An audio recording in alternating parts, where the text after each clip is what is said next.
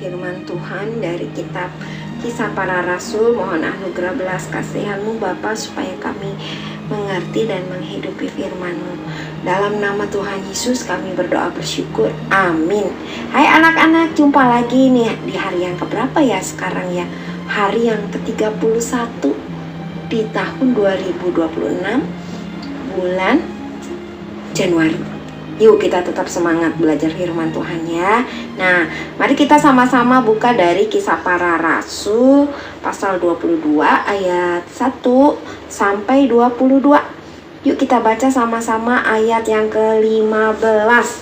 1, 2, 3.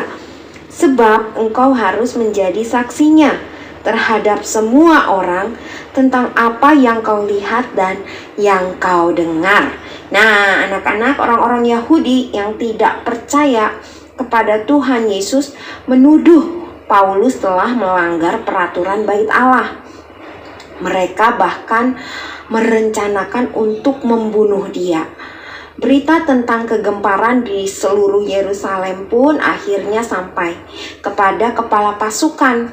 Nah, lalu kepala pasukan dengan prajurit-prajurit dan perwira-perwira datang kepada orang banyak yang sedang memukuli Paulus. Ketika orang-orang itu melihat kepala pasukan dan prajurit-prajuritnya, mereka pun berhenti memukuli Paulus. Kepala pasukan itu mendekati Paulus, menangkap dia dan menyuruh untuk mengikatnya dengan 2 rantai. Lalu ia bertanya kepada orang banyak itu tentang Paulus dan tentang kejahatan apa yang telah dilakukan olehnya.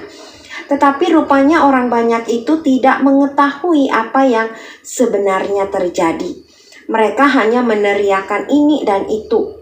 Oleh sebab itu, kepala pasukan itu menyuruh untuk membawa Paulus ke markas, yaitu kantor tempat para tentara Romawi bertugas. Ketika Paulus dibawa, orang banyak yang berbondong-bondong itu mengikuti dia sambil berteriak, "Enyahkanlah dia!" Nah, anak-anak, ketika Paulus hendak dibawa masuk ke markas, ia berkata kepada kepala pasukan, "Bolehkah aku mengatakan sesuatu kepadamu?" Paulus berbicara dalam bahasa Yunani. Ternyata kepala pasukan itu mengira bahwa Paulus adalah orang Mesir yang baru-baru ini menimbulkan pemberontakan dan melarikan 4.000 orang pengacau bersenjata ke padang gurun. Tapi karena Paulus berbahasa Yunani, kepala pasukan itu terkejut.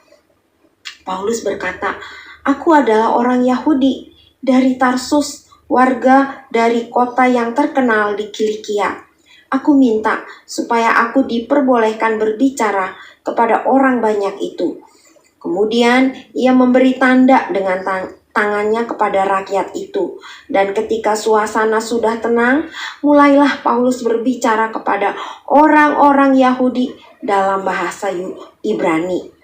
Menurut kamu, apa yang Paulus katakan pada waktu itu?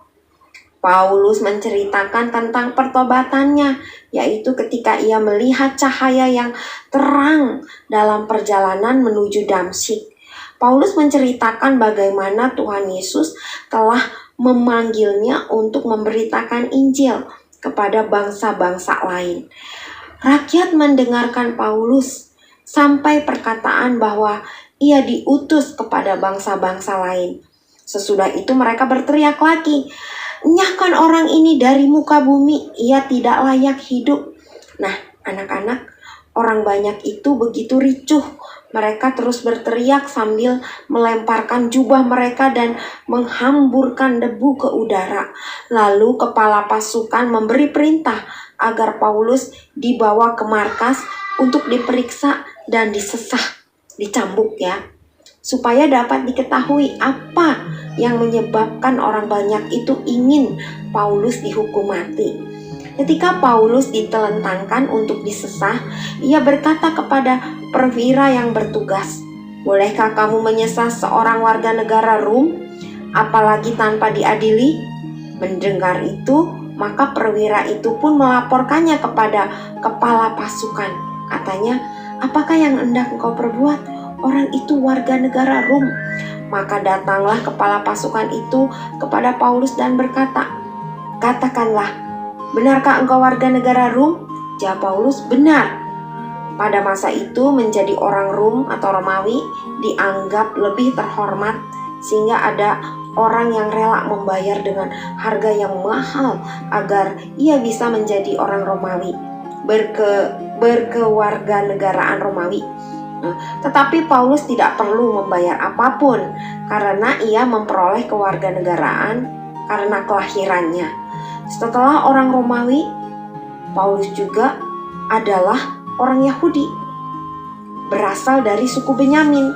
Jadi Paulus memiliki 2 kewarganegaraan. Nah, anak-anak, kepala pasukan itu menjadi takut setelah mengetahui bahwa Paulus adalah orang Romawi.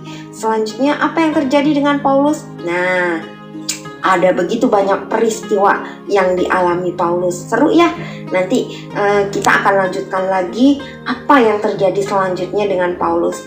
Tetapi anak-anak, di dalam memberitakan Injil bukan hal yang mudah. Injil adalah berita besar, berita tentang Tuhan Yesus yang mati di salib, yang rela menanggung hukuman dosa manusia, kamu dan saya, dan orang banyak, supaya yang percaya boleh selamat, diselamatkan, hidup kekal, hidup baru, hidup berjalan dengan Allah sampai Tuhan datang kedua kali. Nah, anak-anak, mari kita terus memberitakan Injil, jangan takut karena Roh Kudus memberi hikmat, ya, baik kepada Paulus sehingga ia bisa terbebas dari hukuman cambuk. Ya, Paulus sih memang rela mati demi Tuhan Yesus, ya, kata Alkitab, tetapi Paulus juga bijaksana. Ia memanfaatkan apa yang sudah dianugerahkan oleh Tuhan agar ia bisa terbebas dari hukuman mati dan tetap bisa memberitakan Injil. Nah, anak-anak, Roh Kudus juga akan menolong kamu dan saya, memberi hikmat kepada kamu dan saya, supaya kita dapat hidup benar bagi Tuhan Yesus dan senang memberitakan Injil. Puji Tuhan, mari kita berdoa. Kami bersyukur karena kami boleh belajar dari Rasul Paulus, tetap setia memberitakan Injil meskipun kematian menghampiri dengan begitu mengerikan. Bapa, terima kasih karena kami sejak kecil diberkati menjadi anak-anak Tuhan yang sudah percaya kepada Tuhan Yesus. Biarlah anugerah yang besar ini boleh kami kerjakan terus-menerus dengan senang menceritakan Injil oleh karena Roh Kudus hadir dalam hidup kami. Ampuni jika kami masih malas memberitakan Injil, berbelas kasihanlah dan pakailah kami untuk memuliakan nama Tuhan. Dalam nama Tuhan Yesus kami berdoa bersyukur. Amin. Apa terus hidupku